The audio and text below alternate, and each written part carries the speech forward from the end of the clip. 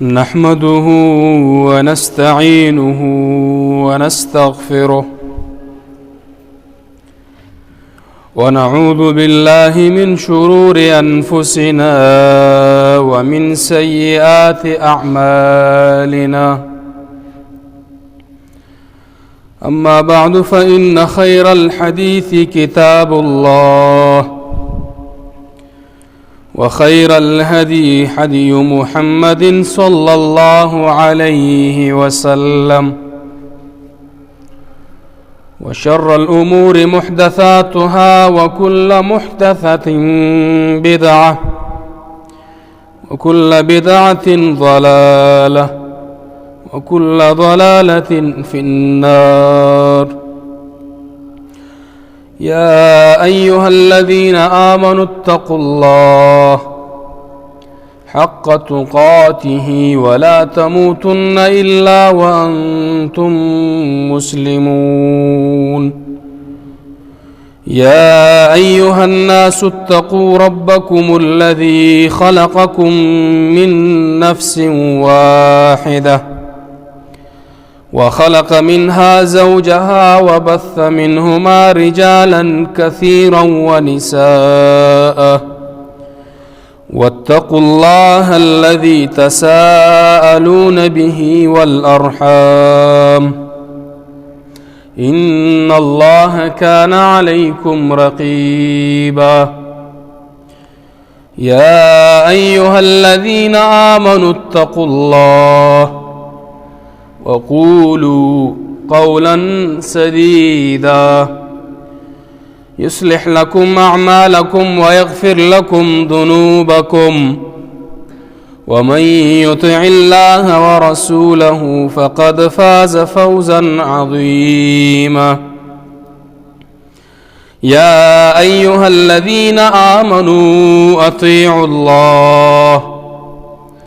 وأطيعوا الرسول وأولي الأمر منكم. وقال الرسول صلى الله عليه وسلم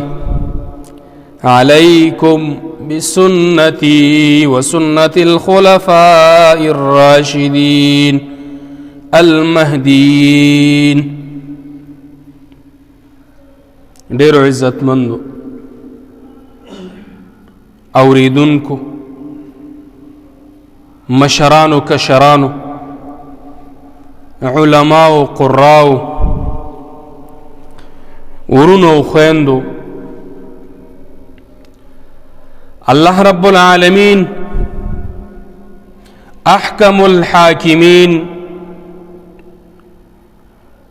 مونږ او تاسو باندې د محمد رسول الله صلى الله عليه وسلم اطاعت فرمان برداری د هغه خبره منل لازم کړي، واجب کړي او فرض کړي. الله فرمای ایمان والاو هغه خلکو چې ایمان مو راوړی اطیعوا الله د الله تابعداري وکړي، اطاعت وکړي. ماده کې سوچ پکار دی. ماده مطلب دا دی چې اطاعت په حق باندې اطاعت سل پسلو کې 100% 100% پکار دی. اطیعوا الله، الله وایي چې ایمان مو راوړو، کلمه د توحید مو ویلا، لا اله الا الله محمد رسول الله مو ویلا، اشهد ان لا اله الا الله واشهد ان محمدا عبده ورسوله کلمه مو ویلا، تن مو لګو، امنت بالله مو ویلا. نوس الله وی چې اطاعت وکي د الله رب العالمین داسې اطاعت کما حقه لکه څنګه چې الله رب العالمین زما او ستانه غواړي لکه څنګه چې الله رب العالمین طلب کړی زما استانه بندا داسې اطاعت وکړه. بیا څه وایي واطیعوا الرسول، د الله د رسول تابعداري وکړه. د الله تابعداري وشوه، د الله بندگی څنګه چې الله ښودلې هماغه طریقه باندې، شرک نه کول، رسمونه رواجونه نه منل، د معاشرې د اصولو خیال ساتل، عرف ته کتل، د مسلمان حق ته کتل، په دې باندې خپله زندگی تیرول. نو الله وایي چې د رسول اطاعت هم وکړي. مطلب څه دی؟ مطلب دا دی چې اطاعت د الله دا په طریقه د چا باندې؟ د رسول الله صلی الله علیه وسلم. خبره منل د الله خو طریقې کومه یوه ده؟ د پیغمبر طریقه ده، د پیغمبر لاره ده. د الله اطاعت ته چې راځي لارې په پیغمبر باندې تیره ده، نو د پیغمبر مکمل اطاعت وکړه.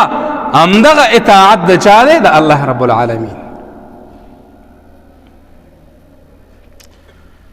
محترمو، حدیث کی راضی رسول اللہ صلی اللہ علیہ وسلم فرمائے علیکم بسنتی، اے زما امتیانو،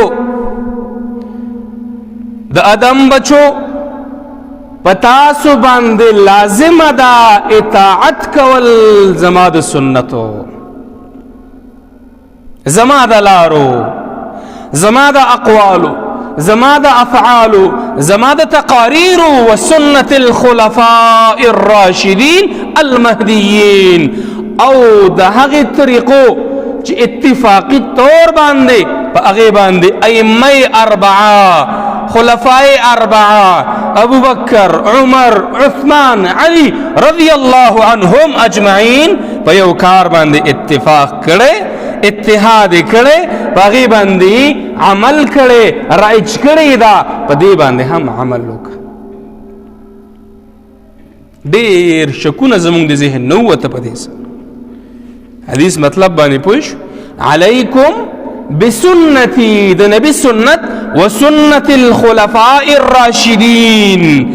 هغه سنت چې اتفاقی طور باندې څلور خلفاو په یو کار باندې اتفاق کړي، اتحاد کړي، اجماع کړي، دا اتفاقی طور باندې هغه سنت هم ومنه،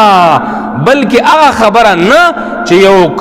یو کار تفرد په هغې کې یو خلیفه کړی. مثال په طور باندې د ابوبکر رضی الله عنه یو فیصله، د عمر رضی الله عنه جدا، د علی رضی الله عنه بلا، او د عثمان رضی الله عنه بلا. نو دې ته بیا تلل پکار دی په قرآن او حدیث باندې چې دغه فیصله د دوی موافق دا که نه ده، کوي علی الرأس والعین، زمونږ سر سترګو باندې قابل قبوله ده، د هغوی خبرې نشي غلطېدی. او که چېرته اتفاقي نه وي نو بیا به مونږ اختلاف چاته راوړو؟ قرآن او حدیث ته. میزان څه شو؟ قرآن او حدیث. تله څه شوه؟ قرآن او حدیث. د هر شي دپاره پیمانه وي، د دین دپاره، دینی امورو دپاره پیمانه څه شی ده؟ قرآن او حدیث دی. لکه مونږ یو شیز اخلو، هغه تلو، هغې دپاره یو تله ده، پیمانه ده، میزان دی، هغې باندې مونږ هغه تلو. نو چې یو مسله اختلافي راله، ټکراو رالی، توړ رالی،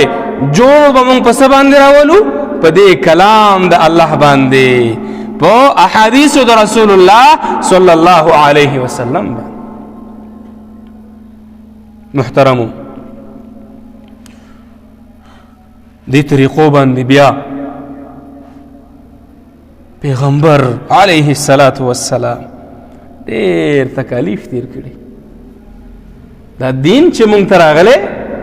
ډېر په تکالیفو باندې راغلی، دا طریقې چې مونږ ته راغلي ډېر تکلیفونه تیر شوي دي، زخمتونه تیر شوي دي، وینې توی شوي دي، قربانۍ خلکو ورکړي دي، خلک خپل بچی پری خودي یتیمانان شوي دي خزي کونډې شوي دي مور بوره شوې ده رسته د هغې نه دا طریقه 1400 کاله پس چې ما او تا ته بیانېږي نو هغه تکالیف مونږ ګاللي دي زمونږ مشرانو برداشت کړي دي زما او ستا پیغمبر برداشت کړي دي زما او ستا د پیغمبر ښځو برداشت کړي دي زما او ستا د پیغمبر لوریانو برداشت کړي دي الله اکبر زما او ستا د پیغمبر تکلیفونه ته وګوره هغه تکلیف چې د هغې ته د دین د وجې نه ورسېده د هغې لورګانو ته یو کس راپاسي د دین د وجې نه وایي پیغمبر ته لور مې د طلاقه کړه یوه نه بلکې دوه طلاقې شوې په دین باندې خو پیغمبر دا نه وایي چې زما د دین د وجې نه ماته تکلیف دی د دین د وجې نه زما لوریانې کونډې شوې طلاقې شوې هغه عیب را باندې را پرېوتو نه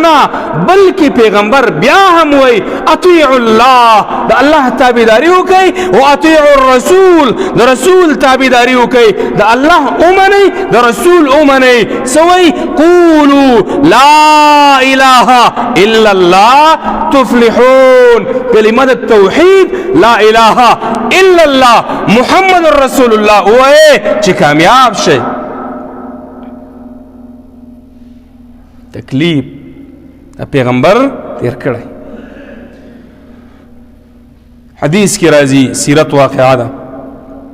الله اکبر منځ باندې ولاړ بیت الله کی د الله په کور کی حرام دی قتل دی یو کس نشي کولی مشرکین را لګي د پیغمبر په څټ باندې سجده کې پروت دی الله اکبر د الله بڑائی بیانوي سبحان ربی الاعلى کلمات وی الله اوچت دی د ټولو نه اوچت دی اکبر دی کبیر دی د الله بڑائی بیانوي مشرک را لګي هغه ویني زوي د اوخ راخلی هغه لره کلمی ګندګي د پیغمبر په څټ باندې اچي پیغمبر توفیق نه لري چې د ځان نه لري کی ولی بوج دی د هغې لورکۍ په منډه باندې راځي اعلان کوي ای زما قومه ای زما د قوم مشرانو زما پلار تاسو ته کم یو داسې خبره کړې ده کله تاسو نه د جاه او جلال د دنیا ملکی دنیا طلب کړې وی نه بلکې د پیغمبر ګناه سوا د پیغمبر ګناه داوا چې قوم ته وی یا قومي قولوا لا اله الا الله تفلحون ای زما قومه کلمه د توحید وی الله اومنئ د الله وحدانیت اومنئ بوتان پرېږدوئ باباګان پرېږدوئ شرکیات پرېږدوئ رسمونه رواجونه پرېږدوئ نو ګناه یې داوا چې الله ته خلق را بلل د الله والا خلقی الله ترا بلل د الله بندگانی الله ترا بلل د الله غلامانی الله ترا بلل نو ګناه داوا چې پاغه باندې بوج ورواچو تکلیف ورک او د قتل منسوبي ورته جوړ کړی الله اکبر همدغه رنګي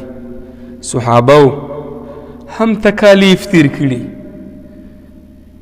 قتل شوی دي شهدا سید الشهداء سیف من سیوف الله اسد الله داسې القابات هغوی اغستی دي دا ورته اسی نه دي میلاو شوي چې په المارۍ کې پروت دی او جیب ته که او په ځان باندې ټیپ ولګوه چې پلان کې یما نه هغوی تکلیف تیر کړی دی هغوی زحمت تیر کړی دی هغوی قربانی ورکړې ده هغوی دین ته دین ویلو هغوی الله ته د الله مرتبه ورکړې وه هغوی پیغمبر ته د پیغمبر مرتبه ورکړې وه هغوی قرآن او حدیث په هر څه باندې مقدم کړیو. راشي وګورئ د محمد رسول الله تر دی، سردار دی، قریشی دی، سید دی، هغه جهاد کې جنگیږي، خلک را لګي د هغې نه زړه وباسي، په زړه باندې چکونه لګولی کېږي. د پیغمبر هغه برداشت ته ګورئ، هغه برداشت کوي. هغه وایي دا دین دپاره جنګېدلی دی، الله هغې ته لقب ورکوي چې دا اسد دی، زمری دی د ازمرو د الله نه. خالد بن ولید ګوره په جنگ کې جنګیږي، شهید کیږي، په خپله بستره کې الله هغه مقام درته ورکوي. هو الله ورته څه وایي؟ سیف من سیوف الله، د الله نبي لقب ورکوي. راشه عثمان وګوره، الله د رسول هغې ته لقب ورکوي. ذوالنورین ورته ویلی کېږي، غني ورته ویلی کېږي. ابو بکر وګوره صدیق لقب دا ورته په څه باندې؟ په تکلیف باندې د پیغمبر په ملګرتیا باندې ملاویږي. نو ما او تا ته هم که تکلیف را رسي نو هغه تکلیف مخې ته کېږدوه د پیغمبر په طریقو باندې چې پیغمبر ته تکلیف رسېدلی دی، د هغې بیبیانو ته تکلیف رسېدلی دی، د هغې لوریانو ته رسېدلی دی، د هغې خاندان ته رسېدلی دی، د هغې ملګرو ته رسېدلی دی. نو بیا به زما او ستا غم لږ شان کوي. سوچ وکئ تاسو، د پیغمبر مونږ ځان ته رابللو. د پیغمبر دعوت چاته و؟ د پیغمبر دعوت چاته و؟ الله ته. چاته و؟ خو د الله استازی و که نه، میسنجر و، رسول و، پیغامبر، پیغام رسا. د چا پیغمبر و؟ د الله.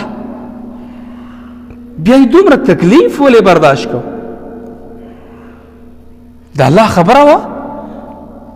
او تکلیف پیغمبر برداشت کوي. وجه دا وه چې د دې خبرو اهمیت د هغې په زړه کې پروت و، درد ورسره و، احساس ورسره و. دې وجې نه تکلیفونه برداشت کو او د اجر طلب یې د چا نه کو؟ د الله نه. د اجر طلبګار و، طالب و، دې وجې نه یې په ځان باندې دا برداشت کول. دغه پیغمبر ډېر تکلیفونه زما او ستا لپاره تیر کړي. بیا یې مونږ ته تاسو، ما او تا ته، زما او ستا په شان نورو خلکو ته، خویندو ته، میندو ته، ځوانانو ته، بوډاګانو ته، غریبانانو ته، خانانو ته، ملکانو ته دین راوړی. او داسې هم نه کوي چې بس دین یې راورسه او خبره ختمه. حدیث کې راځي الله اکبر، پیغمبر به د قیامت په ورځ باندې آواز کوي، چغه به وایي امتی امتی مرحوما، امتی زما امت، زما امت، زما امت. الله زما په امت باندې رحم وکړي، د شفاعت مستحق وګرځي. الله د حوض کوثر اوبه ورته ورکړي. هلته به هم پیغمبر سره زما او ستا سوچ وي، فکر به وي چې زما امت ډېر کمزوری دی، عاجزه دی، عمرونه یې کم دي، تکالیف پرې راځي، مصیبتونه پرې راځي. هلته به هم وایي الله امتی، زما امت. چغه به وایي، داسې به نه وایي چې زه، زما اهل بیت، زما بچي، زما ملګري، نه بلکې د پیغمبر چغه به صحیح امتی امتی امتی، زما امت، زما امت، زما امت. الله رحم پې وکړي، الله جنت ته یې بوځي. هلته به حوض کوثر باندې ولاړي، اوبه به راکوي، ماله، تاله، بله، خورله، مورله او هغه خلک چې هغوی په دین کې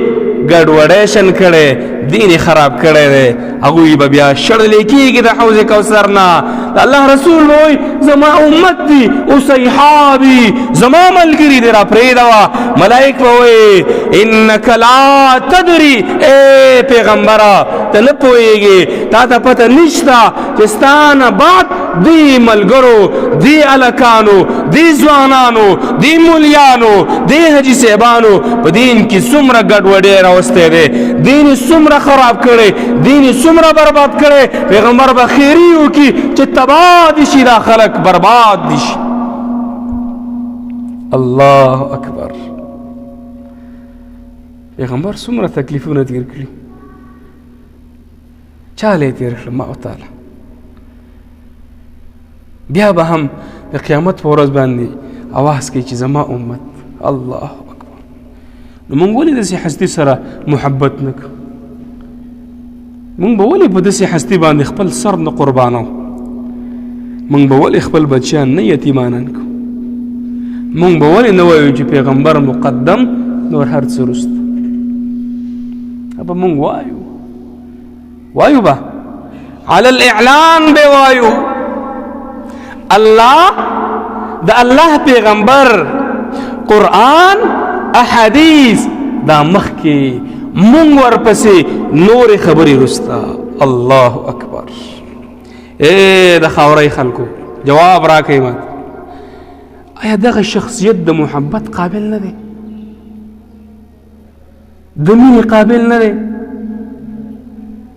په دې باندې قرباني نه ورکول کېږي؟ دا قابل د دې نه دی چې موږ خپل سرونه وشیندو؟ چې هغه شخصیت نن نشته، هغه فنا شوی دی، برزخ ته تللی، هلته زندګي روانه ده. نن د هغې سنت، د هغې طریقې، د هغې خبرې، د هغې اقوال، د هغې افعال، د هغې تقاریر موجود دي. زما او ستا په معاشره کې پیمال کېږي، د خپو لاندې کېږي، خلک په خپې راکاږي. څوک یې د محلې د وجې نه، څوک یې د خاندان د وجې نه، څوک یې د کلتور د وجې نه، څوک یې د ثقافت د وجې نه شاته غورځوي. نو مونږ به دا ووایو چې زمونږ په فعل او قول کې، زمونږ په قول او فعل کې تضاد دی. مونږ دعوه د محبت د رسول کو، محبین رسول ځان ته وایو، خو حقیقت کې مونږ محبین رسول نه، بلکې مونږ په غلطه باندې روان. داغه پیغمبر یو څو طریقې تاسو ته ښیم او عزیز لکشن سوچ کو په دې باندې چې دا زما ستا زندګۍ کې شته که نشته. هغه پیغمبر چې هغې څومره تکالیف تیر کړل، والله د هجرت واقعه تاسو وګورئ. الله اکبر. د هجرت په واقعه کې خپل کور پرېږدي، خپل بچی پریدي، لور پریدي، خپل ښځه پریدي، خپل علاقه پریدي، خپل ملکی پریدي. خلک د هغې د مرګ پلانینګ کوي. پیغمبر بیا هم د الله امر رالی، الله ورته وایي پرېږده علاقه، لاړ شه د دې علاقې نه مدینې ته. د خلکو په تا باندې کبر وکړو، هغه خپله علاقه، خپله ښځه، خپل بچیان، خپل مال، خپل جیداد، خپل خاندان، خپل ملکی، خپل مسجد، خپل مدرسه، خپل ملګری پریدي، د شپې وځي په خپل کټ باندې. علي رضی الله عنه ته وایي علي دلته سمله، دا امانتونه واخله، سبا به پلانکې راځي، دا امانت په هغې باندې وسپاره. د شپې راوځي، خلک د هغې د مرګ ترتیب جوړوي، پلانینګ کوي، هغې ټارګېټ کلینګ کوي، خو الله مرسته کوي. خلکو نه وځي، خلک اعلان کوي چا چې پیغمبر محمد رسول الله دا پیدا کو صلی الله علیه وسلم، سل اوخان دي، ښځې دي، مالداري ده، یو شقي یو بدبخته د هغې پسې رالګي، راځي د هغې خواته راځي، الله په ځمکه کې وردن نه کوي. بیا د الله رسول نه طلب کوي چې ما ته دعا وکړه، د الله رسول دعا کوي، بیا ځي، بیا یې الله په ځمکه کې دننه کوي، الله د هغې مرسته کوي. 3 ورځې په غار کې، په غر کې نه خوراک شته، نه طعام شته، نه خلک شته، بد امني ده، خلک یې د مرګ په سان روان دي. دا خپله علاقه پرېږدي، مدینې ته ځي، هلته د الله دعوت شروع کوي، د الله دین بیانوي، الله عزت ورکوي، الله ملګري ورکوي، او د هغه ځای نه د دین جنډې اوچتېږي. الله وایي اذا جاء نصر الله والفتح ورأيت الناس يدخلون في دين الله افواجا. الله اعلان کوي خلق برازي، تکلیف دی برداشت کو، اوس به د ملګري پیدا کیږي الله به عزت درکوي 11 سل شو 313 شو 12 شو کله چې دا خبره کوي اليوم اکملت لكم دینکم واتممت علیکم نعمتي ورضیت لكم الاسلام دینا نو په هغه وخت کې د 1 لاکھ نه زیات د ملګري الله پیدا کړي نو د هغه پیغمبر سنت طریقې موجود دي د هغې سنت طریقو سره جفا د پیغمبر سره جفا ده د هغه طریقو سره بے وفایی د محمد رسول الله صلی الله علیه وسلم سره بے وفایی ده هغه طریقې پرېښودل محمد رسول الله صلی الله علیه وسلم پرېښودل دي اے خلکو برداشت به کوي چې پیغمبر اعلان وکړي ورځ د قیامت محشر لګېدلی هر انسان په خولو کې ډوب دی غمونه تکلیفونه او پیغمبر ووایي چې الله هغه خلک جدا کا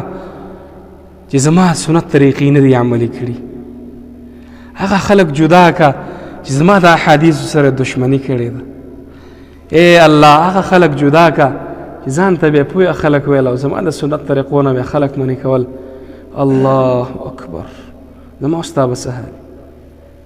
الله دې مونږ په دې کې نه راولي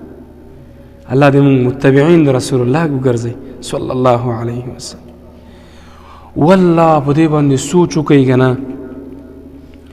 مونږ سره ډېر محبت کړی دی حدیث کې راځي الدین یسر دین آسان دی یسروا ولا تعسروا اسانتیا کوئ سختی مه کوئ تحادوا تحابوا محبت کوئ یو بل ته تحفې ورکوئ دا ما تا ته وي زما او ستا دپاره دا خبرې نو عملي مظاهره باید موږ وکړو که نه د محبت د رسول الله صلی الله علیه وسلم عملي مظاهره باید موږ وکړو کوو به انشاءالله ها وعده ده انشاءالله په خپله زندګۍ کې به کوشش کوو که اوس راشي یو څو طریقې ته بیانوم بیا خپلې خبرې ختموم هغه پیغمبر زموږ دپاره څومره تکالیف تیر کړي شریعت دین دا یو پل کوډ او کنډکټ دی د زندګۍ د تیرولو دپاره مکمل جامع قانون دی لا ده کنسټیټیوشن دی د واده نه به شروع کړو د ښادۍ نه او په دې غم باندې به ختم کم صرف 2 خبرې ورته وکړو د خاورۍ خلکو جواب به راکوئ راته زمونږ ښادي د رسول الله صلی الله علیه وسلم په طریقه ده که نه زمونږ غم د محمد رسول الله صلی الله علیه وسلم په طریقه دی که نه دی زما او ستا راشه درشه د چا کور ته ورتګ د محمد رسول الله صلی الله علیه وسلم په طریقه دی که نه دی نه دی د محمد رسول الله طریقه داوه صلی الله علیه وسلم چې هغوی په ښادۍ کې غیر شرعي کارونه نه دي کړي هغوی په ښادۍ کې پردې نه دي ماتې کړي هغوی په خوشحالۍ کې د ماما زوی او د ماما لور سره ګډ نه دي ګډولي هغوی په ښادۍ کې د ترور د لور سره یو ځای اتڼ نه دی کړی هغوی په ښادۍ کې د تره لور ته داسې نه دي ګټلي هغوی په ښادۍ کې د شریعت موافق د پردې لحاظ ساتلی دی د شریعت موافق کار یې کړی دی هغوی زما او ستا په شان په ودونو کې اجراګان نه دي راوستي هغوی زما او ستا په شان په ودونو کې ډمې نه دي ګډې کړي هغوی زما او ستا په شان په ودونو کې په ټیپونه ډرامې ډمامې ګاړي دا یې نه دي ګډولي هغوی زما او ستا په شان په واده کې اسراف نه دی کړی هغوی زما او ستا په شان په واده کې د پردي حق د غریب حق نه دی خوړلی هغوی زما او ستا په شان وی آی پي کلچر نه دی کړی مالدار یو طرف ته غریب بل طرف ته بلکې په یو دسترخوان په یو لاره په یو کور کې بناستو غریب هم مالدار هم د الله د نبی طریقه دا وه چې واده به یې کوو د شریعت موافق دا ډمامې دا ډرامې دا فلمونه دا ګانې دا ګډاګانې دا اجلاګان دا ډمې دا یې نه دي ګډې کړي بلکې اجازت یې تمبل ورکړی د هغې چا دپاره چې هغه واړه ماشومانې وړې جینکۍ دا ګډاګانې دا مخلوط نظامونه هلک د هلک سره جینۍ د جینۍ سره د ماما زوی دی د کاکا زوی دی د تره زوی دی راغلی دی یو هفته مخکې ډنګړو ته شروع ده او مخلوط نظام کې نرم ګډېږي ښځه هم ګډېږي دا شریعت نه دی دا دین نه دی پښتنو او دا زمونږ کلتور کلچر ثقافت هم نه دی د پیغمبر علیه السلام په وخت کې به چا د ښځې مخ نه شو لیدلی چې ښځې ته وګوري پرده وه حدیث کې راځي الله اکبر څومره چې د هغوی نوم اخلم والله زما په زړه کې محبت سیوا کېږي رسول الله صلی الله علیه وسلم د شپې راووته داسې روان دی د هغې بیبي هغې پسې را روانه ده ودرېدو صحابه یې ویني ورته وایي ای زما ملګرو دا ستاسو مور ده دا ستاسو مور ده ستاسو مور ده ګورئ چېرته بد ګمان را باندې ونه کوي صحابه وایي د الله رسوله څنګه کېدی شي چې موږ په تا باندې داسې ګمان وکړو ورته وایي شیطان دشمن دی ظالم دی بیا هم کېدی شي ستاسو په زړو کې وسوسه ور واچوي هغوی موږ ته داسې تربیت را کړی چې څوک در باندې شک ونه کړي د شک د ځینه ځان وباسه نن پښتون په معاشره کې د فتنې جرړه ګرځېدلې ده د ډمانو سره د اجړاګانو سره د ډمو سره په ودونو کې دا مخلوط نه ګرځي نه ګډېږي دا زما او ستا ثقافت نه دی نه دین دی نه شریعت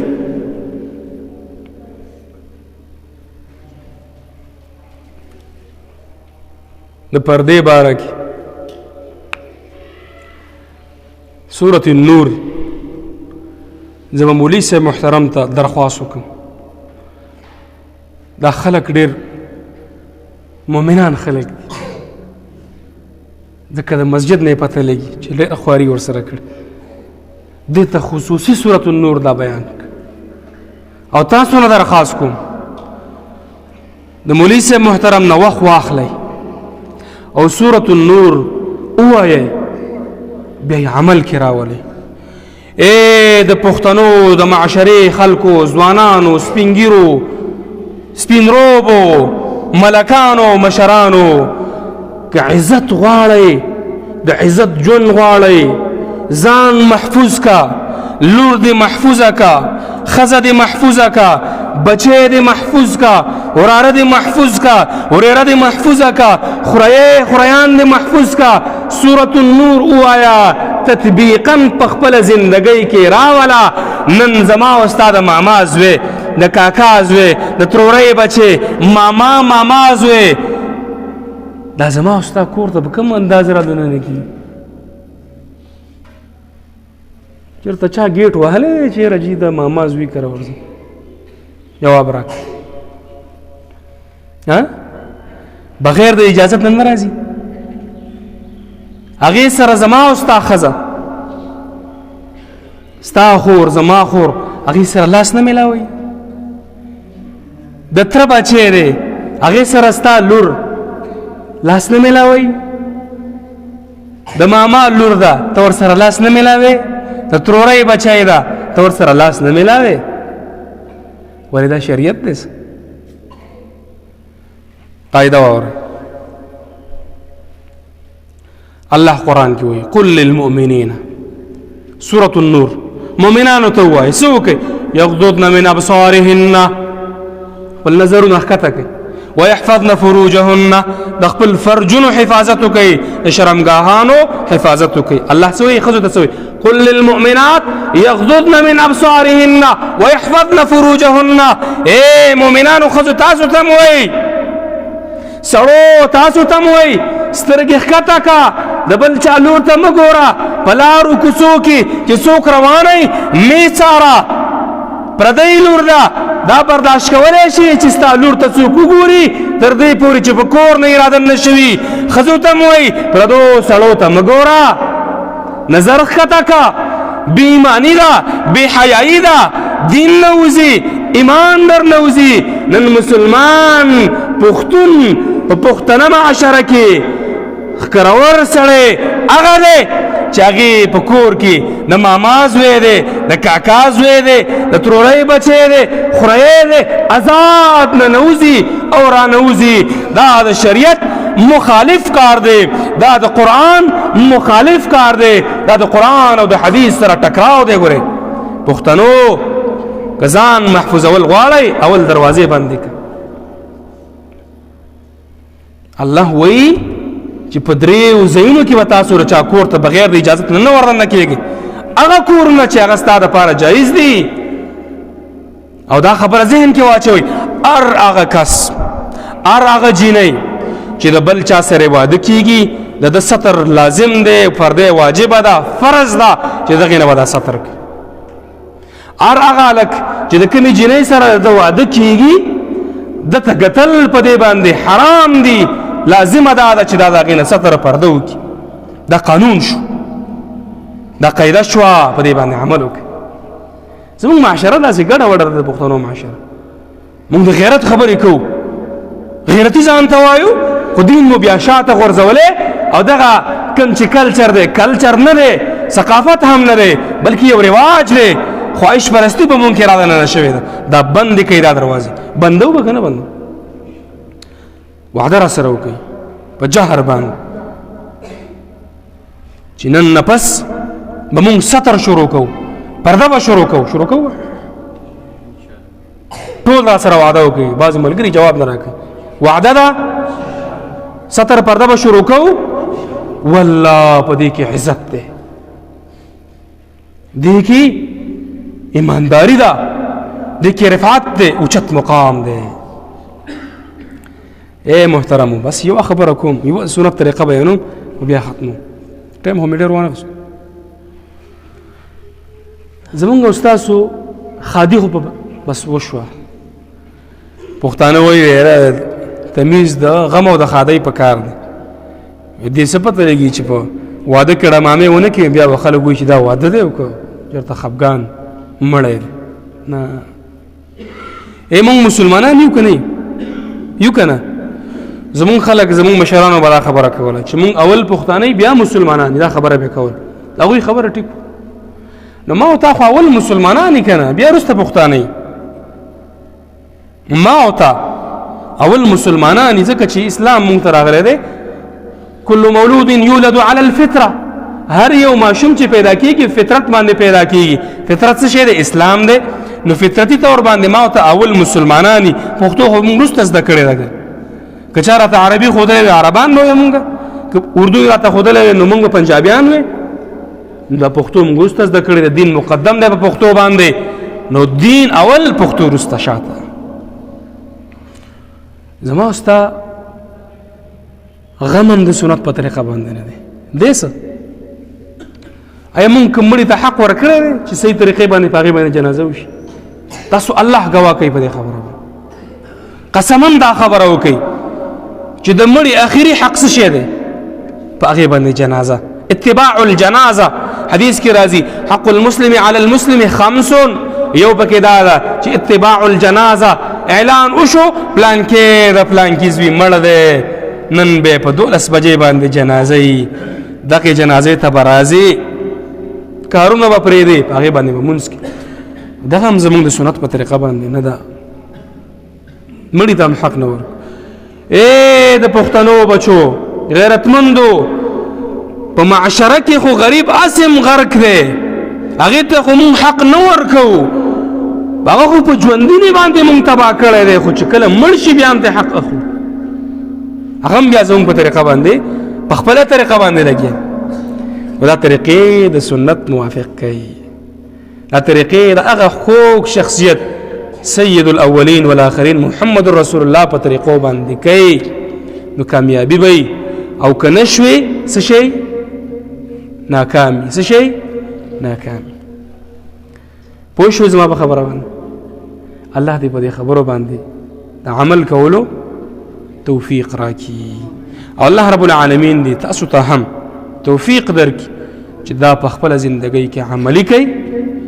دا تطبیقا عملا او چې مونږ بیا راشو چې مونږ وګورو چې واقعي په دې علاقه کې څومره اثر شوی دی. سبحانك اللهم وبحمدك أشهد أن لا إله إلا أنت أستغفرك وأتوب إليك.